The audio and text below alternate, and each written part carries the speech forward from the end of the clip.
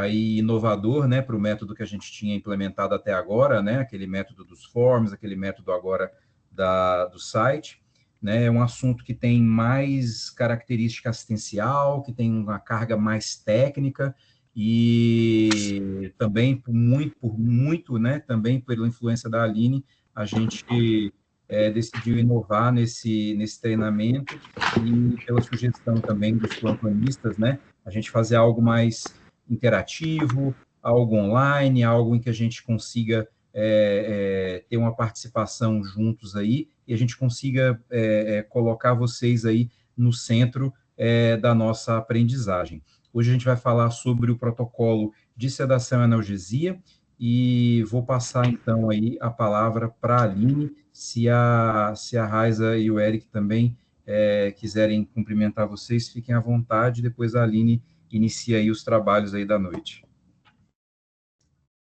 Eu queria falar só bem-vindas, boa noite, pessoal, e que bom que estamos com a participação de vários aqui hoje, né? Aos poucos o pessoal vai entrando e vamos aproveitar aí a aula e a discussão. Tá muito legal o material, cara. Chefe puxando saco, olha isso, vê se pode. Tá invertido esse mundo. Que isso aqui. Boa noite, Rubem. Então vamos lá, vou compartilhar minha tela. Boa noite para todo mundo. O chefe já fez as boas-vindas.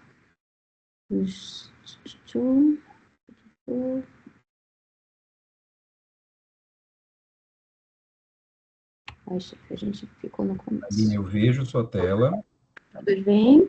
E Então, ela hoje a gente vai falar nosso protocolo de sedação e analgesia.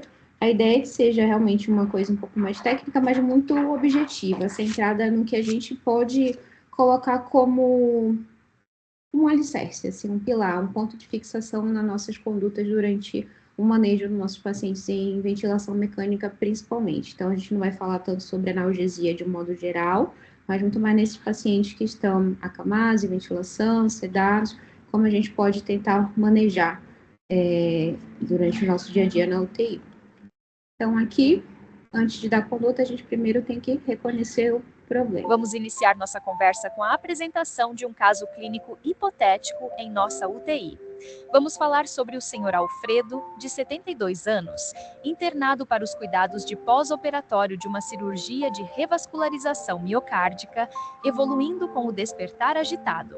O Sr. Alfredo possui vários dispositivos fundamentais para o seu cuidado, como tubo orotraqueal, sondas, dreno torácico e dreno mediastinal, além de catéter central e catéter para hemodiálise. A presença de vários dispositivos constitui fator de risco para o surgimento de dor, agitação e delírio. Devemos sempre priorizar o controle desses fatores para minimizar a ocorrência de eventos adversos e prejuízos ao paciente. O Sr. Alfredo recebia em infusão contínua fentanil 50 microgramas por hora e propofol 35 microgramas por quilo por minuto, além de noradrenalina e dobutamina em doses baixas. Ainda assim, o Sr. Alfredo permanecia com períodos de agitação significativa, apresentando aumento de frequência cardíaca, hipertensão e secreção excessiva em tubo orotraqueal, levando a riscos como a perda acidental de dispositivos. Pensando no fluxograma institucional de manejo de analgesia, sedação e delírio, qual ou quais medidas são consideradas adequadas? Responda à enquete. Então, a gente já começa tentando pensar um pouquinho. A ideia é que a gente entre agora no site do Mente, ou então acesse através do QR Code. A gente colocou no nosso WhatsApp também, do grupo, o acesso a esse QR Code ao esse Mente, onde a gente vai tentar fazer uma enquete sobre essa historinha que a gente contou agora. Muito comum na nossa UTI, paciente uso de propofol e fentanil veio no pós-operatório de cirurgia cardíaca, mesmo com a sedação básica adequada, está muito agitado com risco de perder dispositivo. O que a gente faz primeiro? Só isso. Primeira coisa, o que a gente pode fazer?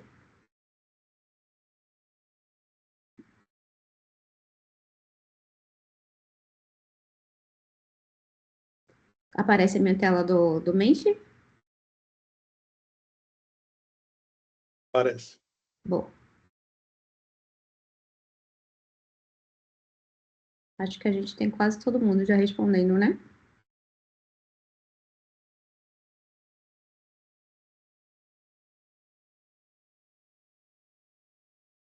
Mais um pouquinho, mas acho que a gente já chegou num platô. Ah, não, minto, tem 16 online. Vamos lá, para a gente não perder muito tempo também. Então, a gente viu que a maioria foi no bolo de analgesia e associação de adjuvantes de horário, né? Ao invés de aumentar só o Propofol, ao invés de só de associar o midazolam, a maioria está na resposta que preventivo, que graças a Deus é o que o nosso protocolo está programando. Deixa eu passar o próximo slide. Então, é isso mesmo. Analgesia first. Sempre, sempre em primeiro lugar. Eu acho que esse é o principal recado da nossa aula. O paciente agitou, não é só o bolos da sedação, não é o bolos da sedação. Sempre em primeiro lugar, checar e medir a dor. Então, para eu saber, para eu fazer a conduta, é sempre pensando na analgesia. E para eu saber se a minha analgesia está adequada, eu preciso saber se está maior ou menor do que a avaliação inicial.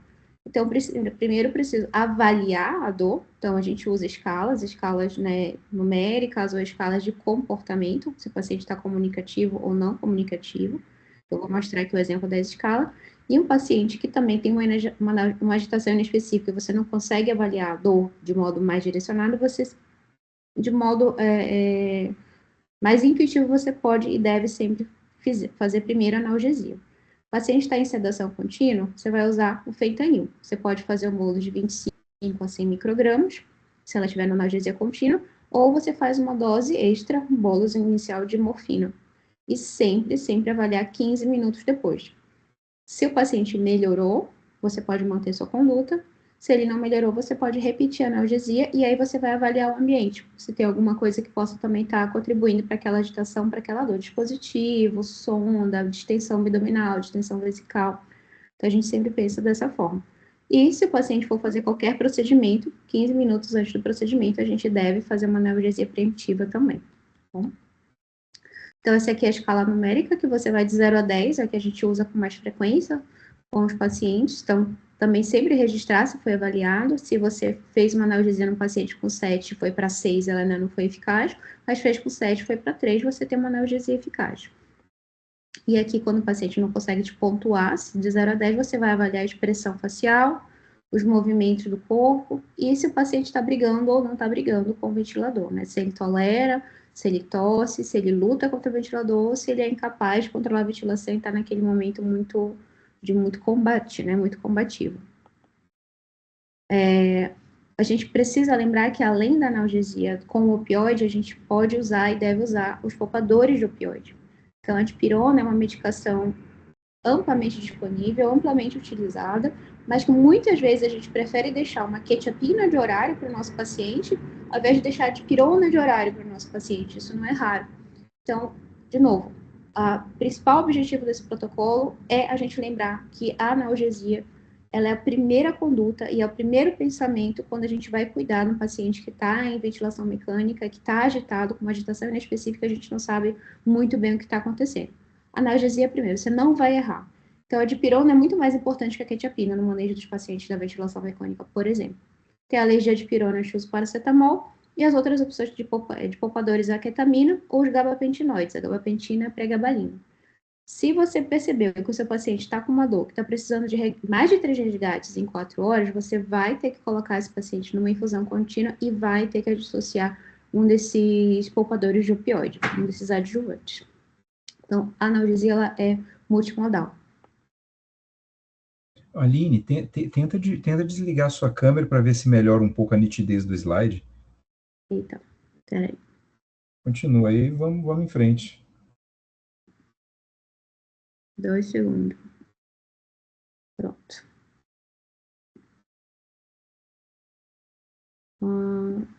Tá.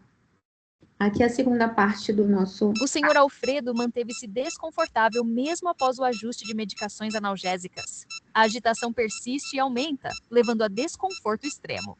Com a piora da agitação, surge o risco de perda acidental de dispositivos vitais, e o dreno tubular acaba sendo sacado inadvertidamente. No mesmo momento, o alarme da hemodiálise dispara. A agitação levou à perda do set de prisma, mais um evento adverso. O atendimento surge para cuidar do Sr. Alfredo e evitar que outras perdas aconteçam. E agora, o que fazer para evitar que outro evento secundário à agitação venha a acontecer? Responda à enquete. Voltamos ao MintMinder. No mesmo link, a próxima pergunta. Perfeito, a pergunta já aparece aqui para mim. Aparece aqui na apresentação também? MintMinder. Então, paciente, você fez a analgesia e ainda assim ele continua agitado, e aí ele perdeu o dreno, coagulou a diálise, qualquer semelhança é mera coincidência. E aí, o que a gente faz, né? O que a gente faz? Continuou com a agitação perigosa, mesmo depois da analgesia otimizada. Vamos votar.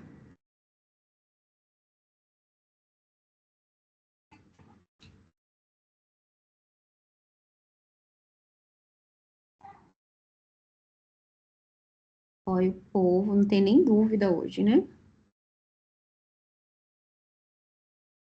O paciente está agitado, uma agitação perigosa, risco de perder dispositivos, evento adverso grave. A gente não pode perder tempo, né? A gente não pode perder, dar mais espaço para mais evento, para ter mais problemas, para a gente expor ainda mais o paciente nessa situação. Então, ele está sedado com Propofol, a gente faz um bolo de Propofol e, percebendo a dificuldade da condução, a gente precisa, aí sim, adicionar os antipsicóticos enterais. Esse é o momento em que eles entram. Então, volta à apresentação agora, Thiago. Boa, beleza. Apresentou? Beleza. Então, controlei a dor, agora eu vou tratar a agitação em etapas. Primeiro, bolo de sedação. Está recebendo Propofol, na maioria das vezes, é o que é indicado, é o que o protocolo indica, ou Propofol ou Precedex, mas o bolo é só do Propofol. O paciente está com a dor controlada e segue com RAIS acima de 1. Então, Propofol, 20 a 100 mg EV. Fiz só o bolos, eu não mexi na sedação contínua, fiz a adição dos antipsicóticos, mas ainda assim ele persiste, eu vou fazer um novo bolos e eu vou aumentar a infusão contínua em 20%. Segue o antipsicótico. Mesmo assim está refratário, aí eu vou considerar midazolam, que às vezes o paciente pode ter uma síndrome de abstinência ou realmente uma sedação de muito difícil controle, aí a gente considera midazolam nesse momento apenas, e não como primeira opção. E sempre vai rever se tem dor, se tem algum dispositivo, às vezes, está embaixo do paciente, se a contenção está adequada, se está tracionando o paciente de modo que ele fique muito agitado, se existe delírio, se pode ter abstinência a drogas, opioide, benzodiazepínico, se o ambiente está barulhento. Agora, no final de semana, a gente teve um caso que uma paciente estava muito, muito agitada, até a colega está aqui presente, sabe o que foi esse caso. E aí, mesmo com toda a sedação e agitação, a gente não estava conseguindo controlar o desconforto dela, e ela melhorou quando melhorou o ambiente, quando a gente diminuiu o CAF, né, no caso a colega diminuiu o CAF e tirou o CAF e melhorou o ruído do ambiente. E toda a agitação controlou. Então, você sempre tem que lembrar de considerar também o que existe no ambiente que pode estar contribuindo para aquela agitação. E aí você tá, de novo, fiz a sedação, o bolos não melhorou, aumentei a sedação contínua, associei o midazolam e observei. Em 6 a 12 horas ficou controlado, eu vou voltar a tentar desmamar toda essa sedação do midazolam para trás. Por quê? Porque a meta da sedação da maioria dos pacientes é um RAS de 0 a -2. Eu não quero que esse paciente fique em RAS -5, a não ser que ele tenha uma indicação muito clara. Status convulsivo, ventilação mecânica difícil, uma SARA grave, então, hipertensão intracraniana. Então, fora esses casos muito específicos, a gente não deve manter o nosso paciente em RAS -5, porque isso também está relacionado a eventos adversos graves e pior desfecho.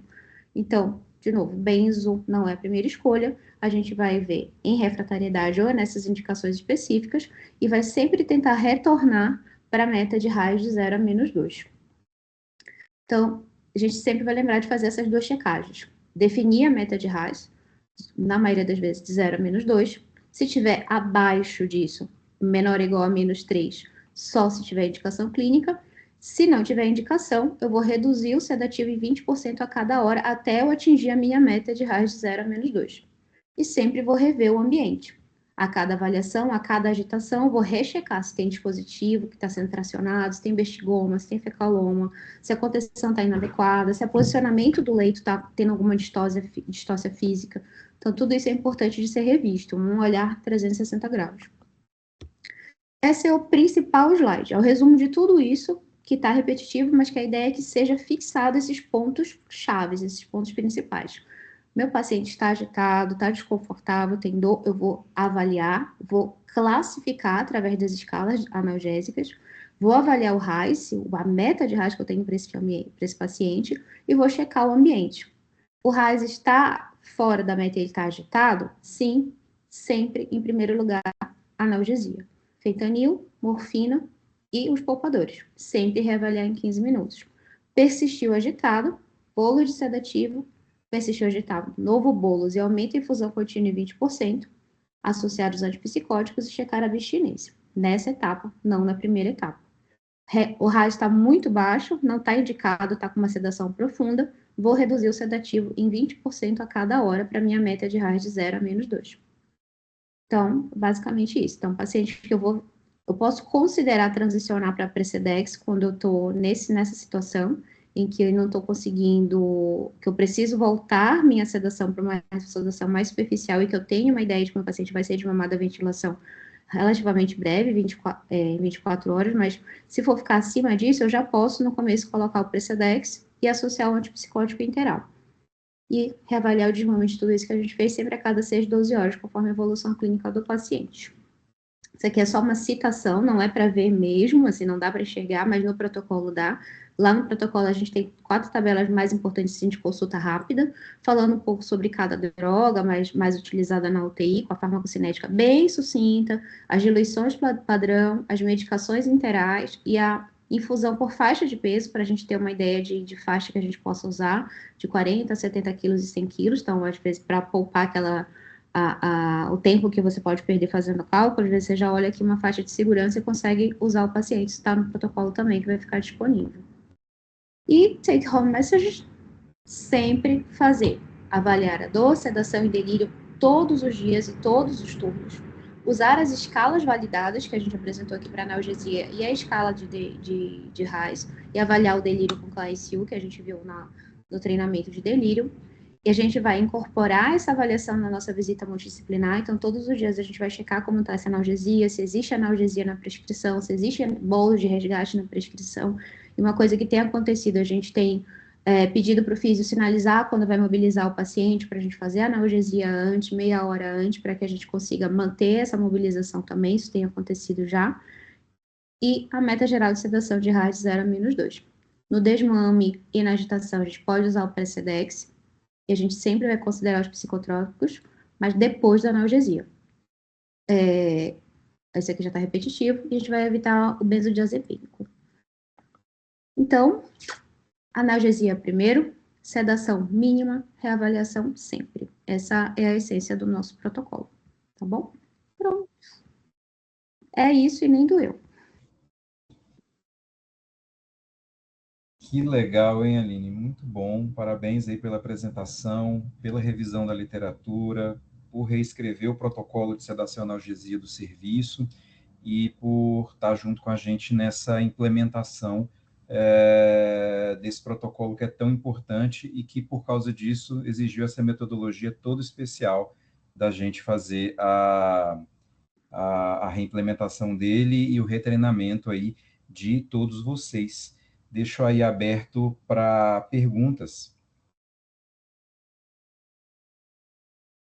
Aline, você foi ótima, parabéns, obrigada. Obrigada, amiga. Legal. Alguma consideração, Raiza, Eric? Eu só queria chamar a atenção, pessoal, para alguns pontos, né? Bom, assim, então, vocês sabem que as nossas bombas de infusão contínua lá da UTI, elas marcam ali micrograma quilo minuto, micrograma quilo hora, miligrama hora, miligrama quilo hora, dependendo da configuração da bomba. Então, ter muita atenção como que está a diluição prescrita, né? Como que está a concentração ml da solução e realmente se a bomba está corretamente programada, para a gente ter a mesma linguagem ali com a enfermagem, né? Às vezes fala, aumenta ali, sei lá, 5 ml hora, e a enfermagem entende e aumenta 5 micrograma, miligrama, quilo-hora, que é o que está na bomba, por exemplo, né? Então, prestar bem atenção, assim, e conferir, né? Principalmente essas drogas principais de infusão contínua, sedação, as drogas vasoativas também. Lembrar que tem essa questão das bombas lá do hospital, que são ótimas, né? Ela fica ali certinho, exatamente qual que é a dosagem que está, mas a gente tem que saber exatamente como que é a concentração que está sendo usada e cuidar com a comunicação com a enfermagem para a gente não ter evento adverso relacionado a isso. Outra coisa que eu queria pedir para vocês, né, e orientar também para a gente nunca fazer bolos de Precedex, tá bom? Então, o Precedex, ele vai, em bolos, ele pode fazer pico hipertensivo e ter alguns eventos adversos. Então, por exemplo, se o paciente está lá já com o Precedex e está com uma dose também de Propofol, o paciente está muito agitado, vou fazer aqui um bolos de Precedex. Não, tá? Melhor não. Não. O Precedex, ele tem muito efeito, o principal efeito colateral do Precedex é bradicardia, e ele pode, então, atenção até quando vai ligar a dose com infusão contínua mesmo, mas a dose de infusão em bolos, ela tem esse risco de fazer tanto bradicardia, quanto fazer pico hipertensivo também, e ela é proscrita, assim, na bula, né, fazer bolos de Precedex. Então, tomar esse cuidado, que às vezes pode acontecer da pessoa querer fazer, e às vezes até orientar a enfermagem isso também, tá? Que às vezes a enfermagem pensa, tá agitado, vou fazer um bolos aqui de alguma coisa para ajudar até o médico chegar e... Então, a gente sempre, quando vai iniciar a Precedex, orienta a enfermagem também. Eu acho que era esses 2 pontos que eu tava lembrando. A bomba da gente, Raiza, não deixa fazer bolos, sabia? Do Precedex. Se tiver configurado como Precedex... Se tiver com Precedex, né? Se tiver como Precedex, ele não deixa fazer, mas pode não estar configurado e a pessoa tentar fazer o bolo. E a pessoa tentar fazer. Quando a gente coloca a solução X lá, né, específica, quando a gente quer mudar um pouco a dose, que tem que trocar o nome, pode ser que aconteça. Mas é uma trava de segurança da bomba que é interessante, né?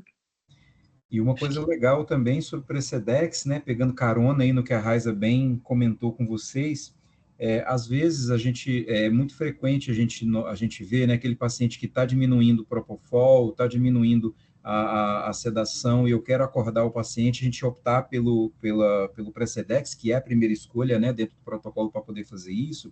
É comum a gente ver subdose de Precedex tentando tirar o Propofol, né? Então, aumenta a dose do Precedex ao máximo que você conseguir dentro desses efeitos colaterais que a Raiza falou, né? Chega próximo de 1,4, se for possível, né? Se o paciente tolerar, e isso vai ajudar muito a gente a tirar o Propofol mais rápido, né? Então, não tenham medo, né, de aumentar a dexmedetomidina caso o paciente tolere, para você conseguir tirar o Propofol com mais velocidade, né? Isso vai favorecer o desmame mais rápido, a extubação mais rápida, né?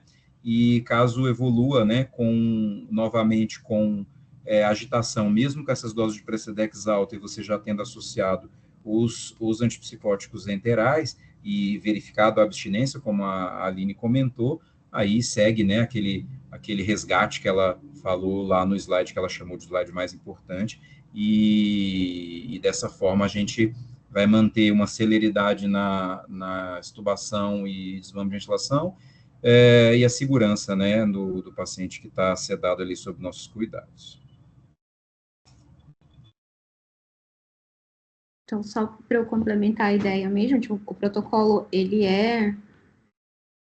contempla várias nuances, mas acho que o meu foco principal, principalmente na hora de fazer a nossa exposição aqui, foi a gente, nesse momento de maior risco de evento adverso, a gente lembrar do passo a passo do que fazer nessas horas, né, do paciente que está mais agitado, porque intuitivamente a gente aumenta a sedação, intuitivamente a gente coloca uma quetiapina, coloca olanzapina, mas a gente muitas vezes esquece esse primeiro passo, que é o primeiro passo da analgesia, dela ser otimizada.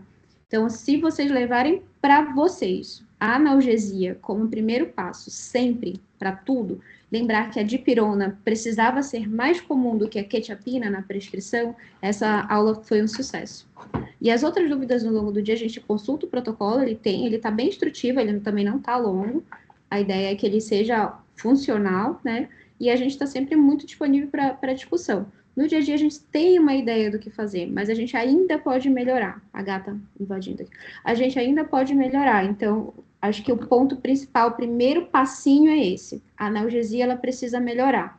A analgesia, ela precisa estar mais presente no nosso paciente. Eu tenho ouvido até mais fácil desmame de analgesia do que desmame de sedação, algumas vezes. Então, a analgesia, ela não é um problema, ela é uma solução. Ela não vai te dar problema. Tem muito menos evento adverso deixar de pirona do que deixar quetiapina. Então, a gente precisa controlar melhor o nosso paciente, focando um pouco mais na analgesia do que só na sedação e nos antipsicóticos, no Aldol da vida. Então, acho que a gente... E outra coisa importante que está no protocolo também, lembrei do Precedex. Nunca o Precedex deve ser colocado só como analgésico, ele sendo usado como analgésico isolado. Ele tem poder analgésico, ele tem ação analgésica, mas ele não deve ser usado como analgésico isolado. Ele deve estar sempre com alguma outra medicação fazendo essa analgesia mais completa, mais modal, assim. Então, e sempre a gente pode usar os gabapentinoides com mais frequência também, porque eles têm vários benefícios, eles atuam na dor neuropática. O paciente acamado, imóvel, ele tem muita dor muito semelhante à dor neuropática. Então, o gabapentinoide também está muito bem-vindo. Então, são coisas que a gente ainda pode usar, que a gente está usando muito pouco no nosso dia a dia. E aí sim, eu acho que o nosso protocolo vai ter uma eficácia no resultado dos nossos desfechos. É isso, gente. Obrigada.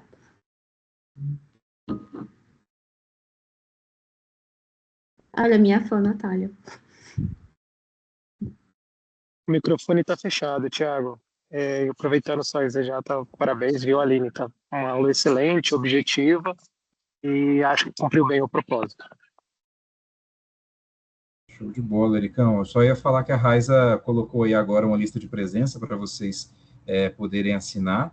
E se ninguém tiver mais alguma dúvida para perguntar aí para a Aline ou para poder comentar, né, outro aspecto, a gente encerra então por aqui. A gente vai lançar no portal da Paciente Grave UTI, né, um acesso para que todos consigam olhar, né, além, os que já viram essa aula, né, olhar os instrumentos que talvez não tivesse ficado bem claro, ou o próprio protocolo na íntegra, a gente vai colocar lá como treinamento. Vocês que já participaram aqui podem consultá-lo lá, façam o quiz, né, do treinamento que a gente vai colocar, e fiquem à vontade para poderem acessar esse texto por lá. Deve estar sendo publicado pela Qualidade, e a gente inclui, assim que for publicado pela Qualidade, o texto na íntegra lá na nossa pasta compartilhada, tá bom?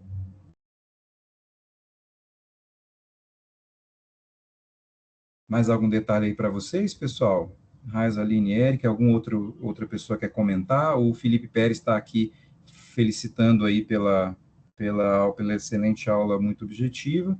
Mais algum detalhe, pessoal? Tranquilo? Galera, eu agradeço, então, aí a participação de todos.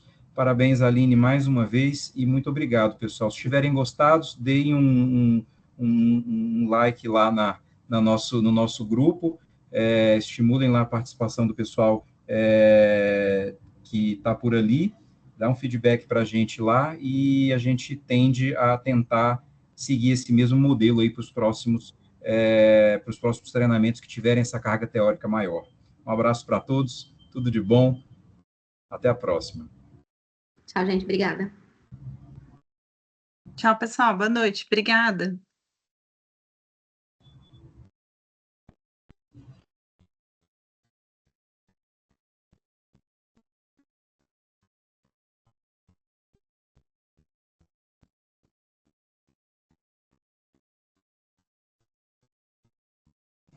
Puxa, Aline, muito bom, cara, muito bom, parabéns, excelente aí a apresentação, né? Cumprimos aí com o nosso objetivo, a gente conseguiu aí atingir, né, os pontos principais aí que estavam gerando os nossos eventos adversos, né? Acho que com a complementação lá com o texto na íntegra, né, e a gente, né, também ajudando lá no dia a dia, com certeza esse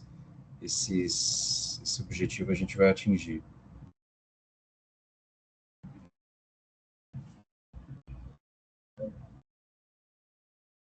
Eu fiz as questões, depois eu coloco no site para poder fazer o forms do pessoal, para complementar. Quem não assinar também, depois eu fiz um print de quem estava aqui, o nome, e a gente consegue ver quem está faltando para cobrar depois. Perfeito, fechou. Bom demais. Mais uma etapa do nosso projeto concluída. Parabéns, Aline. Um abração. Obrigada. Tudo de Obrigada bom. pelo Vamos apoio, cuidar... pelo incentivo, pelo cupuaçu. Tudo certo. E vamos cuidar das nossas famílias. Tchau, tchau. Um abraço. Tchau, obrigada. Tchau, tchau.